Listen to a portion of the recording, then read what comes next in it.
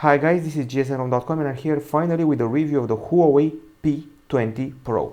Everybody's wondering what the triple camera phone is all about, and here we are in beautiful 4K for the full review of the Huawei P20 Pro. So the phone is the 2018 flagship of Huawei. It was announced at the end of March in Paris, and it's the first triple camera phone, the first notch phone from Huawei, and also it's the bigger version of the Huawei P20, or better said, the higher spec version of the Huawei P20 and the P20 Lite. It's got AI, it's got slow-mo, it's got 3 cameras, it's got a lot of things going for it, even though it keeps the same CPU as the Huawei Mate 10 Pro. The price tag is around $999 on Amazon.com, and let's see what this flagship can do. Of course, I'm going to start with the design, obviously. So sadly we only have the black version of the phone. I love the gradient version of the phone, the twilight one, which from some angles looks blue, from others it looks purple. So we have the black one, there's also twilight one and pink gold one, also black and midnight blue. There's 3D curved glass at the back, 3D curved glass at the front, between them a metal frame which is quite sturdy and reasonably slim at 7.8 millimeters in thickness. The phone weighs 180 grams, which is quite okay for a 6.1 incher. Now, if you want to compare this to the Asus Zenfone 5Z, that one is 0.1 millimeters thicker and also much lighter at 155 grams. At the same time, the recently launched LG G7 is thicker than this phone as well, but a bit heavier than the Zenfone 5Z at 162 grams, still lighter than this phone. So it's pretty heavy. It's long and narrow, and when I say heavy, I'm thinking about its rivals with similar diagonals. Now this handset here has obviously a notch here at the top, which is narrower than the one from the iPhone 10 and can be hidden via a special software feature. It's got IP67 certification for water and dust proofing, although I wouldn't go swimming with it, that's for sure, rather splashes more than dunking in water. It's a narrow phone, it's comfy to use with a single hand, but not very comfy if you got small hands or small fingers. It's a long phone for sure, and most people will find it uncomfortable using it with a single hand all the time. Now if you want to use it with a single hand, sometimes it's okay, but every once in a while you'll get annoyed by the length of the phone. I also have to mention that the buttons are quite comfy, they offer excellent feedback, and the back draws a lot of grease and prints. Luckily the phone has pretty good grip, so no, it's not a slippery phone, luckily. The worst thing about the design is the fact that these camera areas will draw lint. You know what lint is? Lint is that thing that forms in your pocket. It gets drawn here together with the dust mites around the camera area, and it's impossible to remove. Other than that, I have to say I'm loving the special chameleon finish, you know, the one that's got gradient, and in the end, not a bad build, a premium build, pretty comfy, but the lint at the back is killing me. If you want to really get the phone, get the nicely colored version because it's unique. Okay, we're done with the design. Let's talk about the display. 6.1-inch AMOLED screen, narrow bezels and a notch. We got the atypical 18.729 aspect, also 2240 over 1080 pixel resolution, and frankly speaking, the notch does not bother me. I don't see it as a big problem, so that's okay. It can kind of grows on you in the end, and you can also hide it. This is quite the jump at 6.1 inches. It's quite the jump from the predecessor. The Huawei P10 Plus was a 5.5 incher, so quite the jump. The experience goes as follows. So I'm going to go to Huawei Video and watch our typical text video. So here we go. Okay, so expanding it to occupy the whole screen. And as far as the experience goes, got excellent brightness, very solid contrast even in the sunlight, wide view angles, very vivid colors on account of the AMOLED panel, deep blacks, and well calibrated colors overall. Pretty nifty experience, also rather immersive.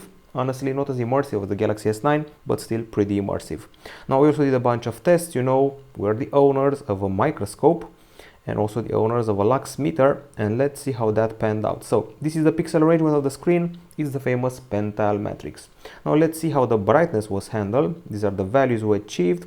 The top one is 629 lux units. So with this value of 629 lux, we're dealing with a phone that's very highly placed among our top 10 or even top 5. It's the brightest Huawei phone for sure. It beats the Sony Xperia XZ1, Galaxy S8, Galaxy Note 8, Galaxy S9 Plus, at least with the manual setting of brightness. It scores below the iPhone 10 and below the Motorola Moto Z2 Play, but not by very much. So one of the brightest phones we've ever tested. You can actually see that we're keeping the phone at about 40% or 55% of brightness right about now. Now if you want to do some tweaks, there's a lot of stuff to tweak here. So we go to the display. First things you're going to want to do is hide the notch.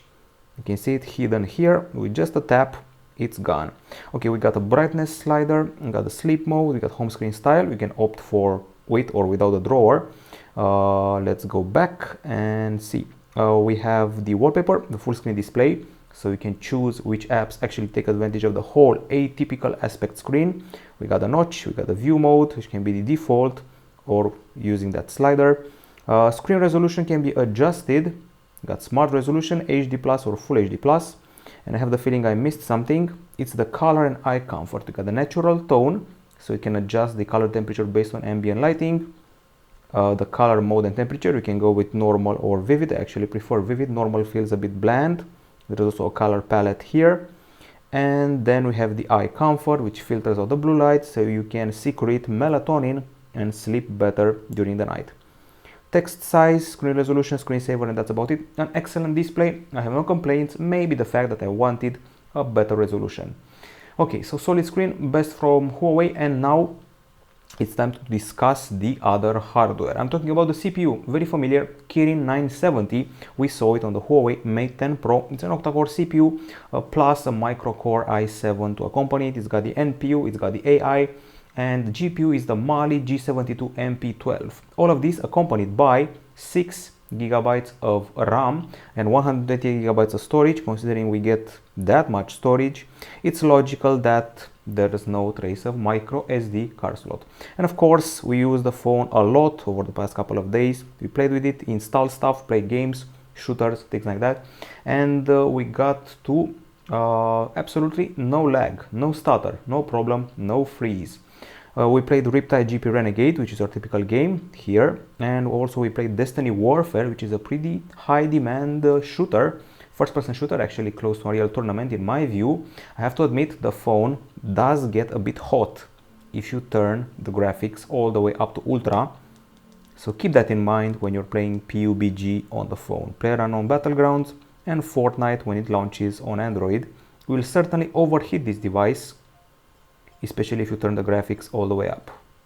Now this is Riptide GP Renegade. I always like to make a show of it during our reviews for the sake of demoing gameplay. It looks like a champ, behaves like a champ, pretty nice frame rate, nice textures, effects, lighting, and so forth. So gaming checks out. Time to discuss the benchmarks. So we have some here. Let's see what's happening. So screenshots, a lot of them. We did the usual battery of tests. We start with Antutu 6. Here we have an impressive score. However, it may seem impressive at first sight. It's actually not.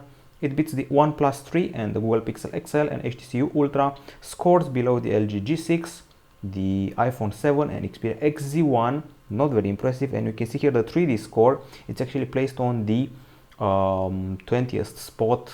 No, actually the phone overall score is the 20th spot and 3D is actually the 40th spot, so not very impressive in Antutu 6. In the newer Antutu 7, we seem to be doing better, and we surpassed the Sony Xperia XA2 and also the Motorola Moto X4, but we remain below Galaxy S9 Plus and Xperia XZ2, so in the end, not that impressive. We also did a Geekbench test, you know, Geekbench 4. Hopefully I can find it here somewhere. Here we go. In the multi-core subtest, we were placed 7th. We beat the Galaxy S8, Note 8, Xiaomi Mi 6, score below the Huawei Mate 10 Pro, Xperia XZ2 and Galaxy S9 Plus. If you're wondering about the GPU, good old Slingshot and GFX Bench tell the whole story. And in Slingshot 3.0, we placed on the 20th spot again, above LG G6 and HTC 10, but below Galaxy S7 and S7 Edge. And that's certainly not a compliment. It seems that the GPU is dragging down the whole experience. We also did some temperature tests. And as I said before, there's a tendency to overheat in games. This is the score of 37.9 degrees. which was achieved in the game Riptide, and we also achieved the 40 degrees Celsius in GFX bench. My honest opinion is that gaming for more than 5-10 minutes can seriously overheat the device, especially if you're playing a very intensive game. Other than that, if it's a casual title, not. I also noticed that going past 7 or 8 minutes of continuous camera usage results in some overheating, especially if it's a hot day with something like 30 degrees outside. So keep that in mind for long periods of usage. As far as the battery is concerned, it sounds pretty fine to me on paper. 4000 mAh. The predecessor, the P10 Plus, had 3750 mAh. So let's see how we did in the battery test. For that, I'm going to resort to the screenshots yet again. Hopefully I can find it fast enough. So here we go. So continuous video playback time in HD, 15 hours 37 minutes. It's excellent. It's among the top 10 for sure. It beats the Sony Xperia X-A2 Ultra, Galaxy S7 Edge. Scores below the Motorola Moto Z Play and the Lumia 1520. Another good score was achieved in PC Mark. You know everything about it. Continuous usage simulation, 11 hours 57 minutes. This could as well be gaming. So it's the 10th place, beats the Xiaomi Mi 6, Huawei Mate 9, Galaxy S8, Galaxy S9 Plus. At the same time, it scores below the Sony Xperia X-A2 Ultra, Motorola Moto Z Play and Redmi 4, but let's face it, those are basically covert battery phones. As far as the charging goes, it took us 1 hour and 28 minutes to juice up the phone, which is excellent if you ask me. I feel that it's the best from the whole year 2018 so far, and even beat some classics like the Galaxy S7 Edge. So after about 30 minutes you're at 52%, and after 1 hour you're at 89%, so excellent charging in my book. If you want to do battery tweaks, these are the options. Power saving mode, ultra power saving mode. You can adjust the screen resolution, app launch, darken the interface and optimize battery usage with a few simple tweaks. And here, if you actually go to the power saving mode, you can see this: limit background activity, disable email auto sync and other features. In the end, I'm very impressed by the battery, perhaps the most I've been for the whole year, and usually Huawei doesn't excel in batteries. Well, this time they actually do. Okay, so it's time to talk about the acoustics. We got one speaker here at the bottom. This is just for the purpose of symmetry, and one here at the top, which is the earpiece, so it's a stereo combo. It actually activated better in landscape with the stereo plus option. Anyways, we got a music app here. There's no equalizer, although it does have a thing or two. So if you go to the song, you press this, go here, you can see here the Dolby option. We got 3 options: smart, film and music. I'm going to select music, and the Dolby Atmos cannot be disabled in speaker mode. You can select open, rich, focused or off for this equalizer. Now let's actually listen to some music. Let's turn it all the way up.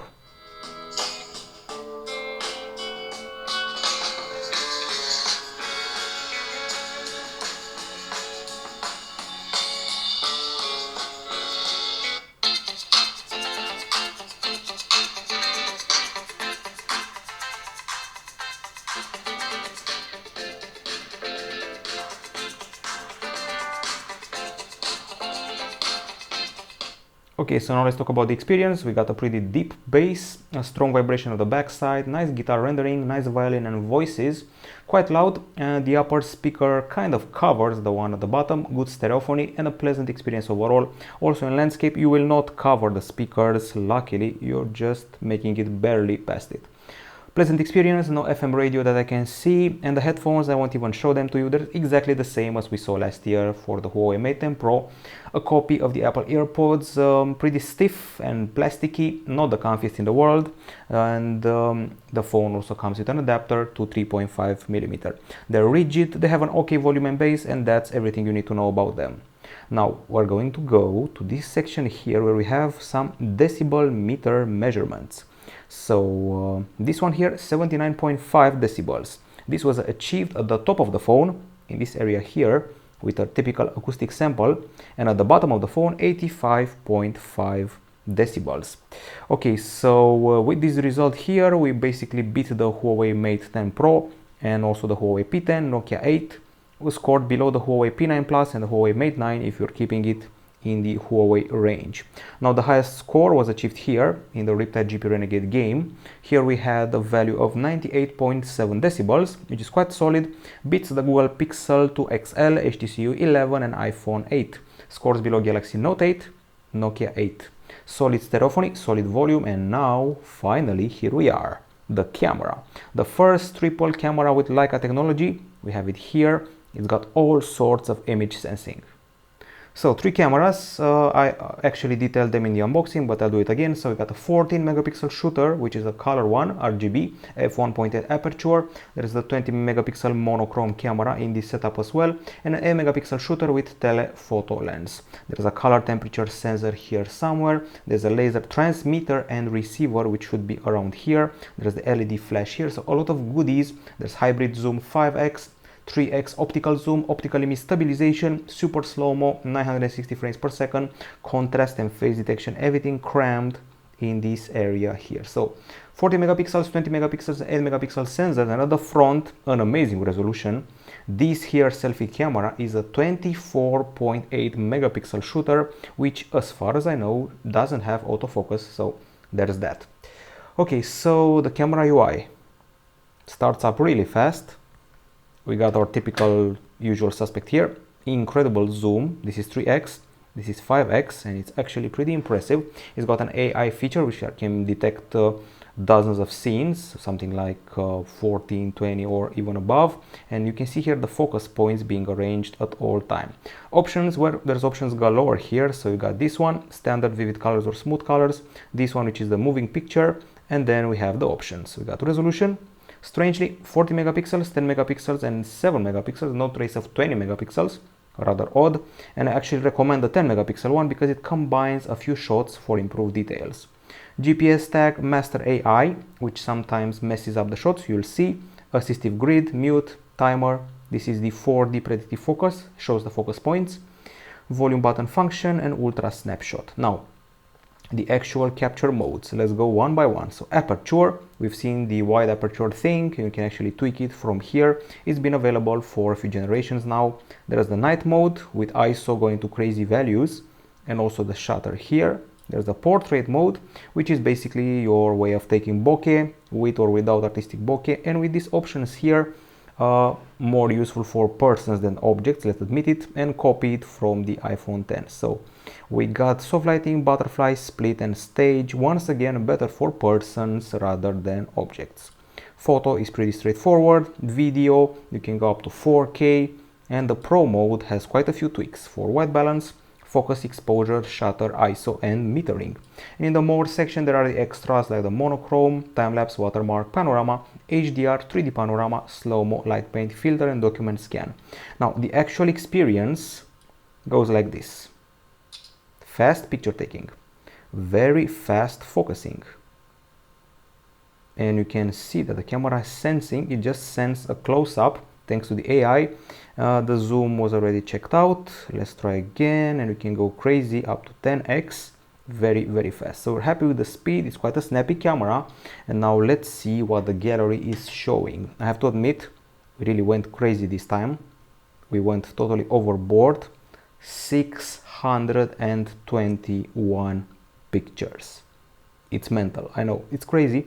I'm going to just do a quick recap of all of them. So, shots taken during the day. It was a very sunny day, and the first thing you'll notice is that the colors are very vivid here, sometimes exaggerately vivid. This will be blamed on the AI technology, which tends to oversaturate the colors. If you deactivate the AI or use the Pro mode, you will get better results. Of course, people prefer these oversaturated and blooming colors. I don't have anything bad to say about the clarity. Excellent clarity during the day, excellent lighting, colors. In situations with shade and the sun, no problem with dynamic range. Everything is crisp, and I have to admit that the level of detail is quite higher than the one of an iPhone. We took some selfies, and of course, to use those cool modes, you can see everything behind me is blurred. The face is very clear, and I'm actually loving this option in equal measure as I love the one from the iPhone X. So it can fight on par, portrait-wise, selfie-wise, with the iPhone X. And by the way, selfies are actually not bad. Talking about skin texture, hair texture, background, and of course the details. We have a camera with a gigantic resolution at the front, and that can be told from the huge level of details. You can easily see your pores if you really want to. Of course, we also played with the zoom, we played with the monochrome. There are already 3 generations of Huawei phones that take monochrome. I used to call them artsy, now they're just there. And check out this sample of the zoom. So, a regular shot, nothing fancy, then we start to zoom in. This is 3x. And this is 5x without losing details, and that's mighty impressive. We also caught a crow in action. This is the fountain and the crow. This is 3x. And this is 5x with the crow with a Cheeto in its beak. Once again, folks, this is 5x zoom, so that's the actual distance. This is the fountain, you can barely see the crow, and then you start to zoom in 3x and 5x. This has got to be the phone with the best zoom I've ever seen since the Galaxy Note 8 surprised me last year, and then the Galaxy S9 Plus. Panorama was surprisingly modest, 9600 over 2304. I'm loving the portrait selfies, and once again an example of zoom. You can barely see the swan here on the lake with people in it. You don't even see if there are people in it or not. Guess what? You zoom in, you see the people, and then you zoom in more and you can clearly see there's a boy and a girl. He has a cap, so that's what the zoom is all about. You can go crazy up to 10x and still the details will be almost decent. We caught some swans here. This is one of the phones that makes the best use of the zoom, and because of the strong sun sometimes the background will be blurred in the selfies, but overall I was happy with the quality. And once again, the problem with the focus may be annoying sometimes for the selfies. This is the black and white selfie with one of the options I showed you before. May feel artsy, but to me it feels a bit creepy and weird. We have a ton of shots to show you, quite a few of them, and I just want to show you these. These were taken in a darker area. We actually have regular shot and HDR shot, which really settles the problem with the dynamic range. We also have moving photos. A bit of music was heard there. And this is a bus. That's what the moving photos are all about, and many more. These are taken during the day. So overall satisfying results minus a few things. So minus the color calibration, that would be one thing, and I would have to say that the selfies are excellent. So other than the color calibration, I'm pretty happy with everything. And once again, if you want to fix the color calibration, deactivate the AI or use the Pro mode. The selfies have the best skin and the best eyes I've seen on a phone in 2018. The HDR is also good, and I have to say that overall this feels like a bit of an equal compared to the Galaxy S9, also an equal to the iPhone X and the Pixel 2 XL, even though it's better than them in the areas of zoom, maybe even focus and selfie details. Also the bokeh, this has got to be the best bokeh I've seen from Huawei like ever. And we also have some indoor shots here. These were taken during the launch of God of War, a local launch. I have to say that the color calibration is excellent. We had some neons, some smoke effects, and in spite of that, things were clear. Every once in a while, we got a blurry picture on account of the AI. Once again, the AI is a curse here more than a blessing, and the only times it excels is in the food shots, which feel a bit bland on account of the lighting in that area. But the food shots are actually pretty okay for Instagram, not maybe a food blogging site. We're done with the day, we're done with the indoors. Let's go out during the night.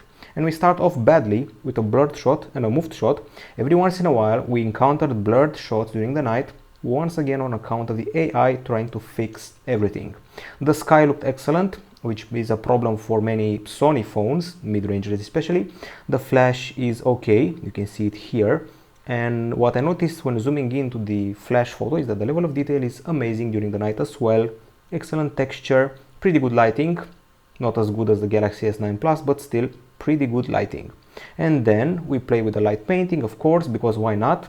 And I noticed that some of the hues during the nighttime are a bit close to reddish. You can see that on the screen. It should be pure yellow, like jaundice. It's actually close to orange or red at times. Most times the yellow is calibrated correctly, but every once in a while things are odd. The sources of light are okay, they're not dim, they're not overblown, so no problems with the lighting. Once again, the zoom is perfect during the night, colors are okay, lighting is okay. Aside from the reddish hue and the small blurs, I'm happy with the results. And here I have to say that there's an upgrade of about 80% from the Huawei P10 Plus, not even joking, and some upgrade from the Huawei Mate 10 Pro, something like 20% or 10.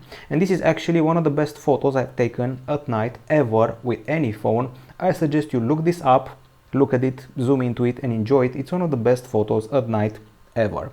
It's certainly the best Huawei phone for nighttime capture, even though the Huawei Mate 10 Pro was also good.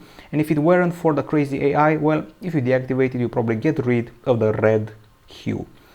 Check these out. These are taken during the night time once again, and they're excellent in lighting, colors, clarity and details. Overall, it feels a bit inferior to the Galaxy S9 Plus in the brightness and the Pixel 2 XL in the clarity, because we did have some blurred shots and strange red hues every once in a while. But for a Huawei, it's a huge progress from the predecessor. Now, as far as the video is concerned, we got the video app here and we got a bunch of videos, 36 of them. I'm going to start with a slow motion. So I have a cat eating in slow motion, 960 frames per second. It's really devouring the meat here, and you can see its jaws clenching in this second video. Pretty good level of details, although from what I've seen on my PC, it's actually 720p slow motion, not full HD like I've seen on the Galaxy S9 and Sony Xperia XZ2. And here we have a sample of people bicycling around, also in slow motion and looking not bad, to be honest. Okay, so I would say they look okay. I cannot say they surpass what the Xperia XZ2 is offering or the Galaxy S9 Plus. And here we go. So we also have some indoor shots. We were present at the launch of the game God of War. Yes, the newest God of War. And that was a pretty powerful set of acoustics. Here we go. So if you're bent on using this phone as a tool for journalism and filming indoors, filming screens, you'll be happy to know that the results are quite okay. And it keeps up with the high frame rate of the game shown on an HDR 4K screen.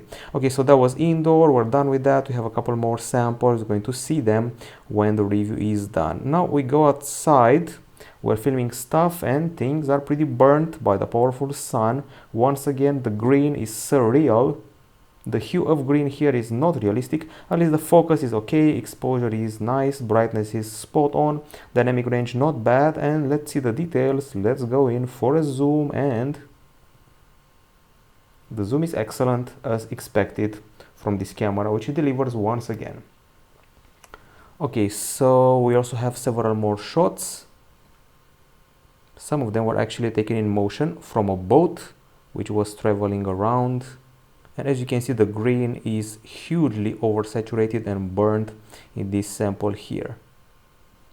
Okay, let's find another one. We have several more slow motions, several more clips. This one here again with the greens from the boat.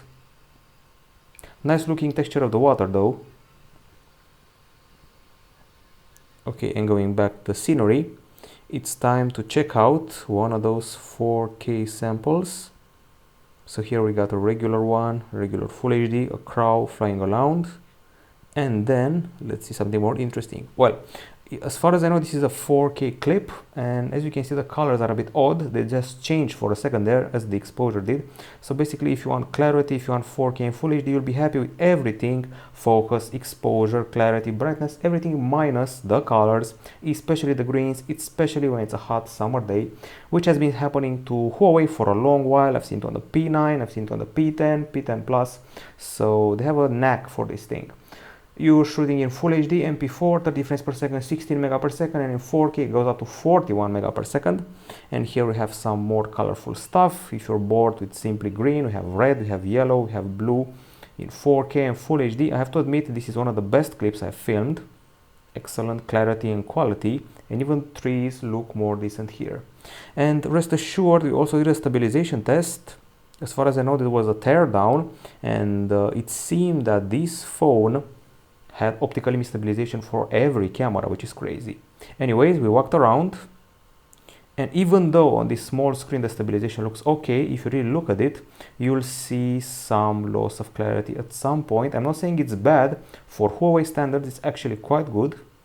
One of the best from the previous Huawei phones. It's miles better than the Huawei P10 and P10 Plus, but still it cannot match the Galaxy S9 Plus or the Sony Xperia XZ2.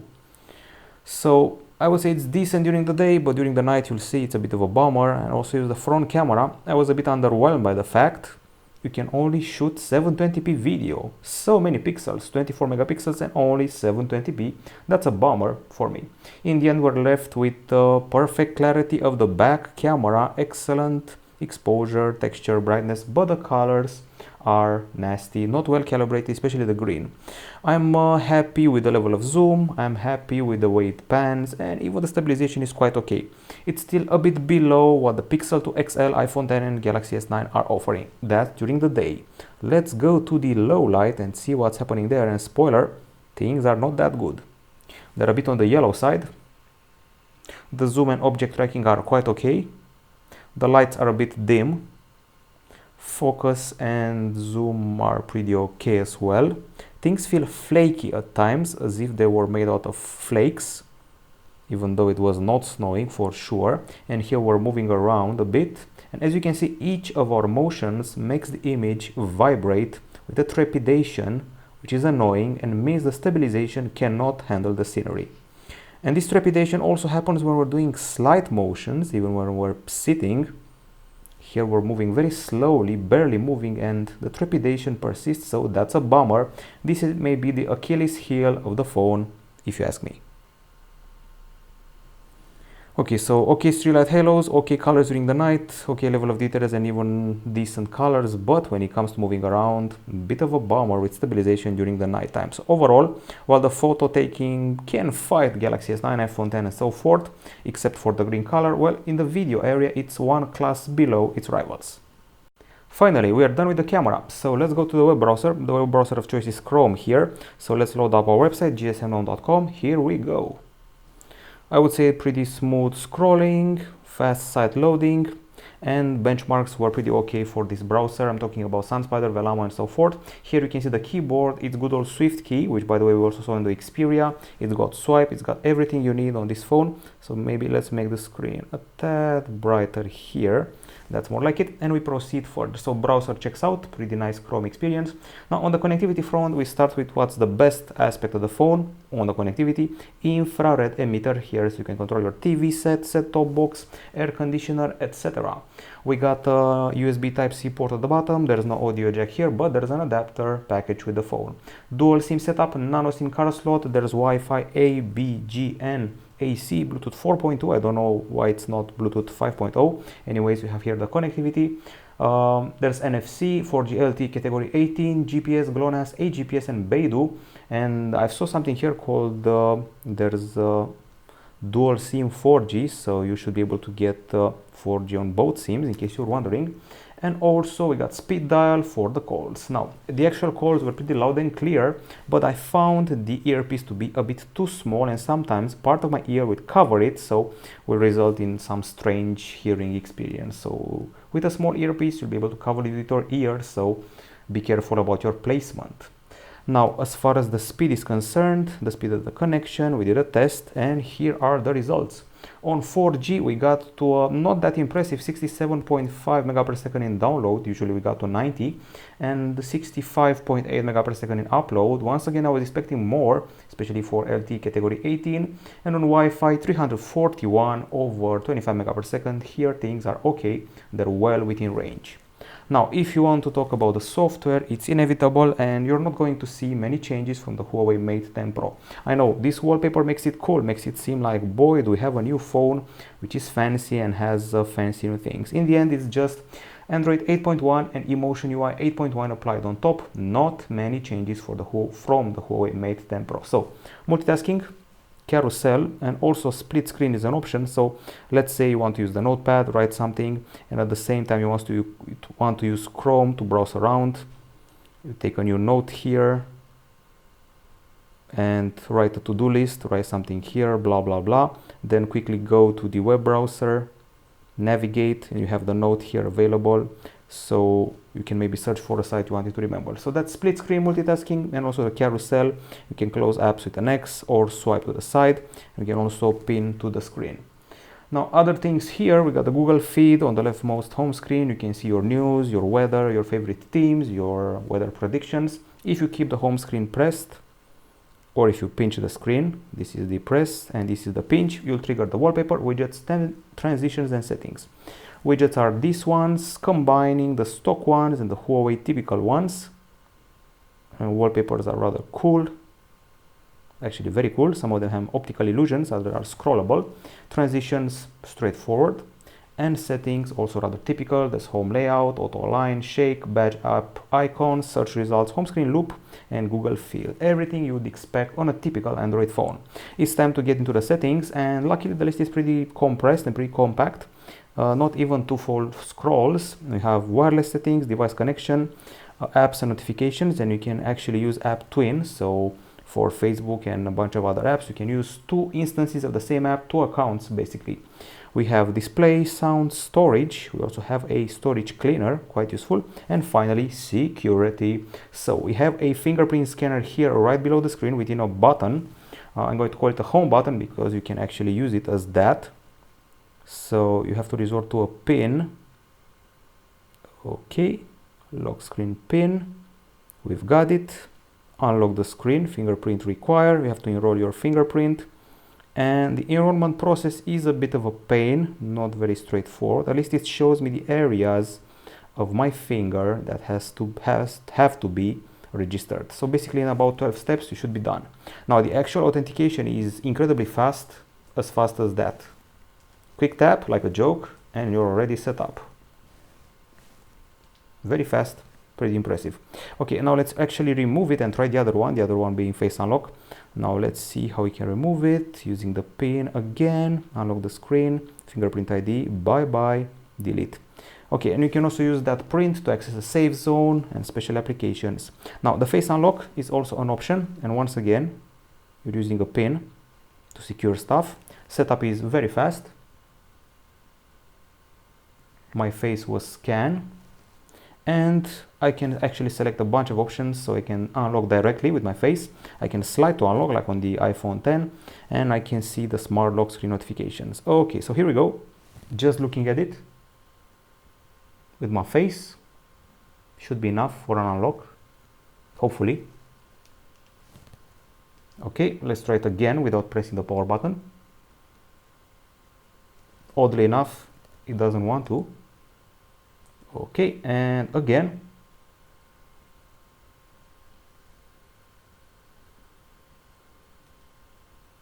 Well, I have to admit that off camera it handled it better.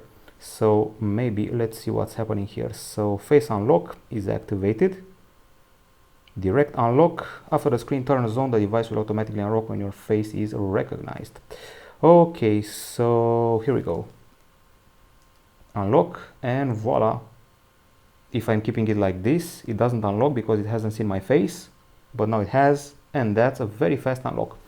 Okay, so that's about it as far as the security is concerned. Of course, you can unlock it with a special bracelet with Bluetooth and other things like that. For now, I'm going to remove this feature. Delete face data. Okay, screen lock and passwords, pin. I have to admit I'm more impressed by this feature than the iPhone 10 one. I find this unlocking mechanism faster than the one on the iPhone 10, to be frank. Okay, so we're done with the security.